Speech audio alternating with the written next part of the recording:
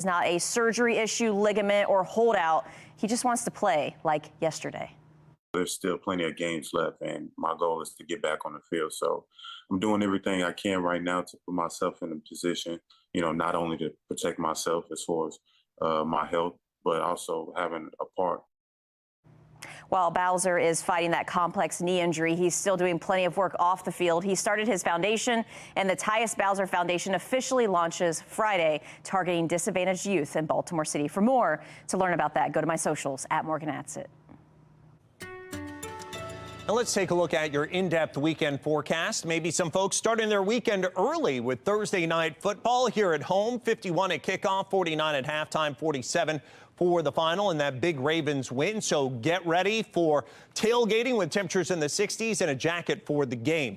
Now into Friday, if you're planning some early holiday getaways, if you're going to get away for the weekend before Thanksgiving, perhaps, and stay wherever you're going. Clouds increase on Friday, 69. Could see some morning showers on Saturday, even some overnight showers, I think, Friday night into Saturday morning. 61 Saturday afternoon and sunshine and blustery by Sunday afternoon, a high 58. And let's extend it into Monday, Tuesday, busy travel days. Monday's your better day. I think rain develops on Tuesday during the afternoon, could last into Wednesday morning with temperatures generally in the 40s and 50s. Coming up on Fox 45 News at 6, city leaders staying tight-lipped about the FBI's latest investigation into Safe Streets. We pressed the mayor on what he knows about the program's gang connection. And 6 years after Detective Sean Suiter's death, his family's still demanding answers. It's an exclusive interview you'll only see here. Why his widow says she's sure he didn't take his own life.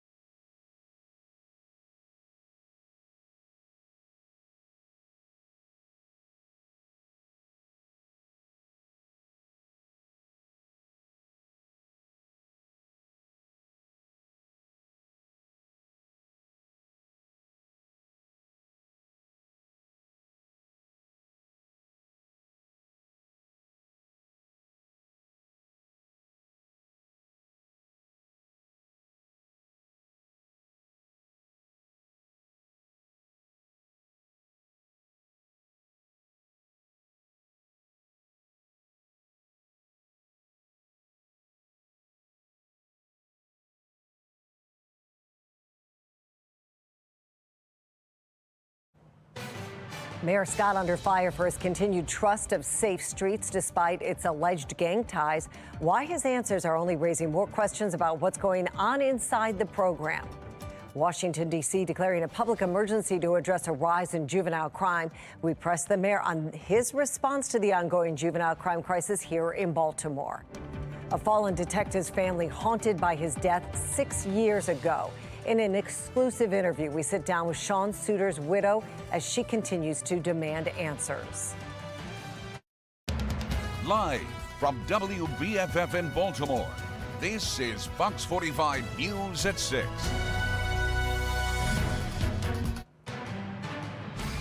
Good evening, everybody. I'm Mary Bubala. Thank you for staying with us tonight. We begin with breaking news in the federal case against former Baltimore City State's Attorney Marilyn Mosby. Her second trial for the 2 charges of making false statements on loan applications is now set to begin January 18th. Jury selection will begin January 16th. It comes after Mosby was found guilty of 2 counts of perjury last week. She will not be sentenced in that case until after this second trial in January. All four charges are connected to her purchase of 2 vacation homes in Florida. Fox 45 News continues to question Mayor Scott about his trust in Safe Streets, the city's flagship violence reduction program. One of the sites is no longer running after the FBI raided the office last month. Sources tell us it's over alleged gang ties. And tonight we're pressing Mayor Scott on the program and his response to the ongoing juvenile crime crisis. We've been pressing city leaders on answers surrounding both of these issues for months. When it comes to the Safe Streets program, Mayor Scott isn't saying much about the latest FBI investigation. Fox 45's Mackenzie Frost spoke with him today and has the latest. The mayor says anyone who is committing crimes while working for the city or city-affiliated programs like Safe Streets will be held accountable. But his responses are raising more questions about what's going on inside the gun violence prevention program. Few details are emerging regarding the FBI probe after agents showed up at the Bel Air Edison Safe Street site on October 26th, as well as 2 employees' homes. Have a good day. Sources close to the FBI investigation tell Fox 45 News it's connected to possible Black Guerrilla Family or BGF gang affiliation. Fox 45 uncovering this 2010 federal search warrant outlining how BGF worked to expand and look like a legitimate organization. According to the documents, a group led by a BGF street leader was awarded funding for the second Safe Streets site in Baltimore. But the gang Safe Streets connection doesn't end there. Later on the court records, the Safe Streets site in McElderry Park was controlled by BGF. The examples continue. In 2018, Ricky Evans, convicted as a senior BGF leader and admitted to using the Safe Streets sites as a BGF meeting location. Good morning, everyone. During this week's media availability, we pressed Mayor Brandon Scott on what he knows about BGF and Safe Streets. What do you say to taxpayers who are concerned about the possible link between this street gang in Baltimore and this program funded by the government that's supposed to prevent violence from happening? What I'll say, Mackenzie, what I always say, no matter who it is, right? If they're doing that kind of activity, whether they're a police officer, whether they're a DPW worker, whether they work at the Mayor's Office of Children and Family Success, anybody, any individual that has those kind of ties will be dealt with through law enforcement. Do you think that it's possible that taxpayer dollars are landing in the hands of gang members? Mackenzie, I think that what we should say about that is we know what's possible. What's true is what's possible. And that's the only thing. The facts will come out in cases. You know, I'm not going to talk about an open federal investigation. Before we can ask our other questions, I have one more question. Brian, everyone got a second round. The mayor ended the news conference, so we followed up with the mayor's team asking, would you support the state forensic auditors conducting an audit of Safe Streets money to ensure it's being spent properly? Given our recent reporting about Safe Streets and BGF, how long have you known about the possible links? Those questions never acknowledged by the mayor's office or answered.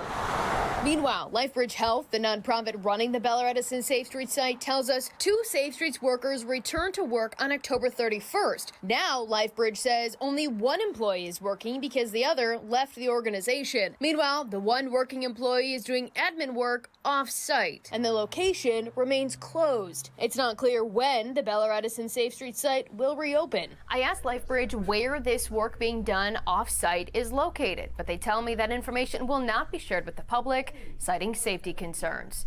In the newsroom, Mackenzie Frost, Fox 45 News. In Washington, D.C., the mayor there declared a public emergency to tackle the juvenile crime crisis. They are seeing issues much like we are here in Baltimore, with juveniles out of control with little to no consequence. Today, Fox 45's Maxine Stryker questioned Mayor Scott if he'd consider taking similar action to combat the problem here. She has his response.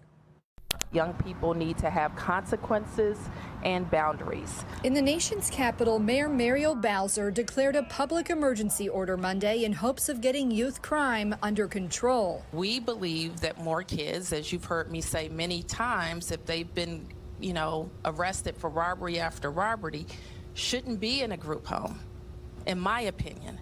They should be in a secure, detained space. As she advocates for tougher consequences and pushes back against the lenient laws. Good morning, West Baltimore. We questioned Mayor Brandon Scott if he'd do the same. DC's mayor just declared an emergency order there to address the spike in juvenile crime, directing more resources. Given the state of juvenile crime here, is this something that you would consider doing? While Baltimore, likewise, we've been dealing with similar issues, I want to be clear that I see no need to follow in her footsteps. Car thefts among young people are up 166%, and we continue to report story after story of juvenile repeat offenders let off the hook with minimal to no consequences. We are still frustrated. I am still frustrated that we are continuously arresting the same people over and over. Still, Scott says an emergency order isn't necessary. Let's remember, everybody, that D.C. is a city that's governed differently than ours and any other city in the country. Essentially, D.C. is a city and a state at the same time. They control a whole manner of juvenile systems that we don't, because we have the fabulous state of Maryland, like juvenile service, like social service, like CPS. All of those things are not under the preview of the mayor. The mayor reaffirmed his commitment to working with local and state partners to address the issue and hold young people accountable, but gave few details on exactly how he'll make that happen. That was Maxine Stryker reporting. The state GOP rolling out a new crime plan just yesterday to crack down on juvenile violence, gun crimes, and more. There are 5 different bills Republican members of the legislature plan to introduce in the 2024 session. These bills would put new limits on the state's time-served credit program, allow parent approval of a juvenile facing questions from law enforcement to substitute for an attorney, and allow law enforcement to once again search somebody's car if they smell marijuana. The package also reintroduces policies that have failed in the past, like the Violent Firearms Offender Act, which would increase penalties for gun crimes, and the Gun Theft Felony Act of 2024 that would make the theft of a firearm a felony. In order to keep our community safe, criminal sentences need to mean something. The legislative session in Annapolis begins in January. 6 years ago to the day since Baltimore detective Sean Suiter's death, his family still demanding some answers. At the time, former police commissioner Kevin Davis said Suiter was shot and killed in a vacant lot in West Baltimore. It came just one day before Suiter was set to testify in a federal case against several corrupted Baltimore City police officers. The medical examiner ruled Suiter's death a homicide. An independent review board later determined, though, Suiter committed suicide. Now, 6 years later, in an interview you'll only see here on Fox 45, Suiter's widow is speaking out. We're just not going to let him go like this, and we're not going to let him vanish like this. When they throw that suicide out there, I know for a fact my husband did not commit suicide, because how much he charged his family. Suiter's widow now working not just to clear her late husband's name, but also to receive the benefits she and her attorneys believe the family is entitled to. According to the family's attorneys, 3 line-of-duty benefit claims remain outstanding. To hear the full interview with Suiter's widow and the family's attorneys, head to our website, foxbaltimore.com. And historic meeting happening in San Francisco today. President Biden and Chinese President Xi Jinping met in their first face-to-face encounter in more than a year. Senior White House officials said Biden would walk away from the talks with major announcements, including curbing the flow of chemicals used in the production of fentanyl and concrete steps to revive military communications. Biden says he hopes the leaders can work through their country's tensions. Mr. President, we know each other for a long time. We haven't always agreed, which was not a surprise to anyone, but our meetings have always been candid, straightforward, and useful. I value our conversation because I think it's paramount that you and I understand each other clearly, leader to leader, with no misconceptions or miscommunication. We have to ensure that competition does not veer into conflict. President Biden is expected to speak about today's meeting at around 7 o'clock tonight. You can watch the remarks live on our website, foxbaltimore.com. Coming up, a Maryland immigrant advocacy group could lose funding over its stance on the war in Israel, while lawmakers are saying Casa de Maryland's comments are unacceptable. The FBI looking at new threats here on American soil as a result of the war in the Middle East. Who's behind them and how serious are they? I'm Scott Thuman on Capitol Hill with what was revealed to lawmakers coming up. And the hour-by-hour forecast into tonight. Temperatures settling down into the 30s once again by tomorrow morning as skies will likely gradually clear. I'm going to let you know how much warmer things get tomorrow afternoon and when we make a run at 70 and the next weather maker moves in with a chance of rain. That's in my Weather Authority forecast.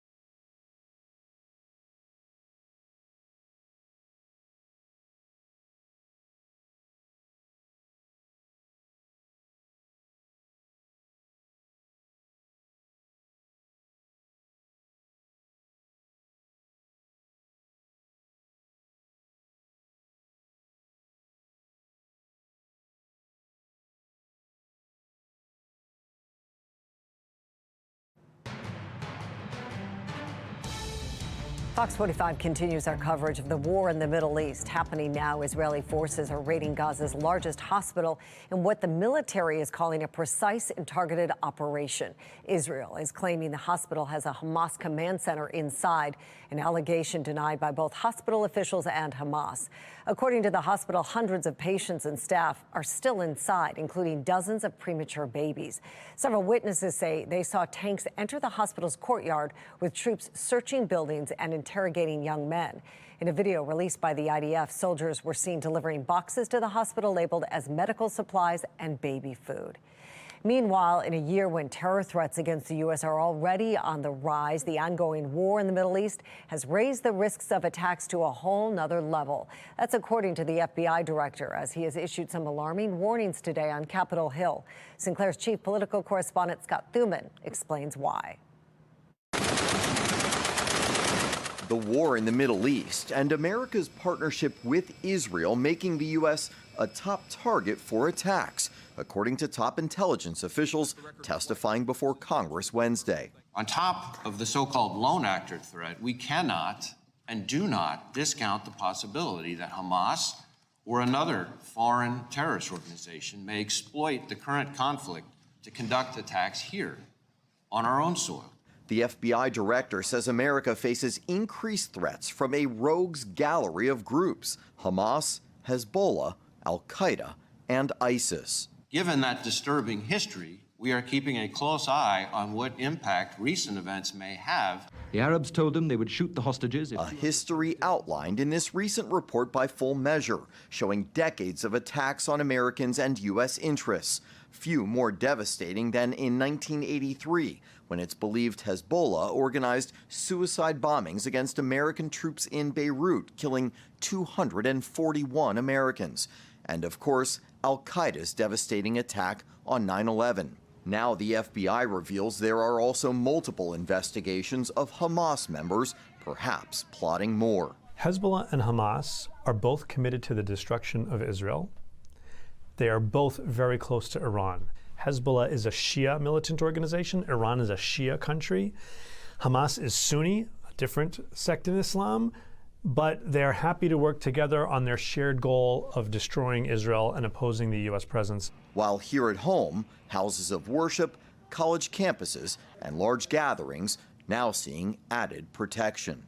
The FBI director says that while Americans should be alert, this is not a time for panic, and that agents are working with urgency and purpose to confront these threats. On Capitol Hill, I'm Scott Thuman, Fox 45 News. Well, here in Maryland, political support and public funding now at risk for a local nonprofit over what some are calling anti-Semitic rhetoric. The controversy started when CASA's executive director released this statement on the war in the Middle East. He writes CASA has steadfast support for Palestine's relentless fight for freedom and asserted that the organization wants the U.S. to stop sending money to Israel, saying it promotes violence. State and local leaders reacting to the controversial statement. I was obviously hurt. I was surprised. And for them to go ahead and, just come out and call for genocide of Jews is pretty horrendous. Any group that's going to support a statement like the statement that they put out is clearly part of the problem here. In response to the backlash, CASA released an apology saying that it acknowledges their words have hurt people and will be doing further research and work to clarify the organization's values. We are tracking the next weather maker as it moves ever closer. By the end of the week, could have some showers around here. Right now, it's 53, mostly cloudy skies on the Toyota East Inner Harbor Skycam. Winds out of the south-southeast at about 5 miles an hour. Humidity at 59%. And the Inner Harbor looking nice and quiet. Temperatures all across the state are generally in the 50s, a few 40s north and east. But warmer times are ahead. Temperatures are only 1 degree warmer than 24 hours ago here in Baltimore. 11 degrees up, though, over 24 hours ago at Frederick. And most importantly, as you head west, where our air is going to be coming from, out Garrett County way at Oakland, temperatures over 10 degrees warmer than 24 hours ago. And for tomorrow, we should be about 5 to 10 degrees warmer than the 60 that we had this afternoon, with some of the high clouds wafting in from a system down to the south. We've been under the control of fair weather high pressure. There are clear skies that are out to our west. Those move in late night tonight. And then for tomorrow, too, we'll have some sunshine with warming weather. So it's going to be looking really nice for our Thursday. And in fact, most of our Friday good, too, is that high pressure system, that fair weather friend, moves off to the east. Now, Friday night, I think the clouds will thicken. Big plume of moisture heading in from Florida that's going to be scraping along the East Coast. Should miss us, though, so our front, as it comes through, should be fairly moisture-starved, but there will be some showers, I think, Friday night into Saturday morning. Otherwise, overnight into early tomorrow morning, temperatures settling down into the 30s to right around 40 degrees. By tomorrow noontime, we're into the 60s and about 65 to 70 for tomorrow afternoon with a good deal of sun. So for tonight, 35, not as cold as this morning when we made it to 33, mostly cloudy, then clearing skies later at night, 67, lots of sunshine, a milder day for tomorrow as you're tailgating for the Ravens game tomorrow evening. Still some mainly clear skies, temperatures falling through the 50s and on into the 40s. Coming up, your exclusive 10-day forecast going to take you all the way through Thanksgiving. That's in a couple of minutes. Weather Window, presented by the National Weather Desk. Rough seas off the Florida coast this morning. South Florida is under a flood watch through tomorrow. Up to 10 inches of rain could fall. Wildfires are still burning in the drought-stricken southern Appalachians. This fire is on Apple Orchard Mountain in Virginia's Blue Ridge Mountains. And are these chrysanthemums in Rhode Island frosted or frozen? You be the judge.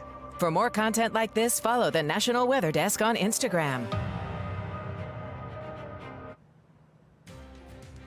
Washington, D.C. now giving away dash cams to delivery and rideshare drivers. In tonight's Assignment America, government officials hope that the cameras will help deter crime.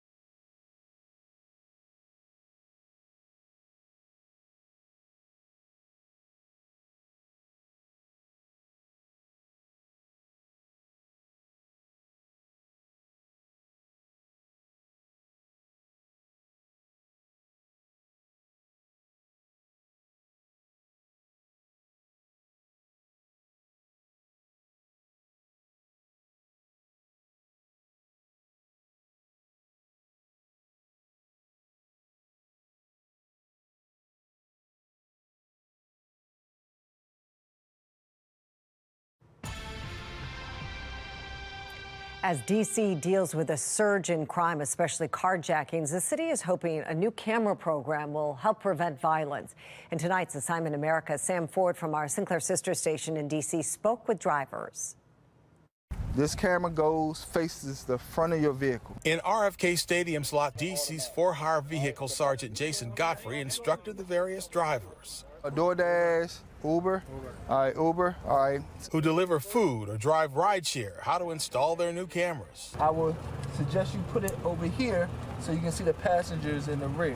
Free cameras thanks to a $500,000 grant from DoorDash for DC resident drivers because of all the carjacking and robbery here. We've heard from drivers, whether they be delivery drivers or rideshare drivers, that they feel safer when they have a dash camera. You think that's good? Yeah, close to the mirror. Shonell Reed, a 5-year, 5-star Lyft driver, says she'd never had any trouble, but I've heard several horror stories. I've actually driven past crimes that resulted in death of Lyft drivers. Her hopes that they will see that they're being recorded and change their mind, or not even make the attempt to do the robbery or commit the crime. Same for Alan Powell, Uber driver. It's better to get a camera to protect me and the customer too. You will have a red dot at the top. The drivers arrive, instructions given throughout the day. They started out with 2,500 of these. They distributed some last week in an event like this, some today, but they say this is the last time. Those who want them can call 311 or check online. They've got well over 1,000 of them left. Your exclusive 10-day forecast. Ravens game tomorrow. Tailgating looking good. Sunshine and 67, 69 with clouds.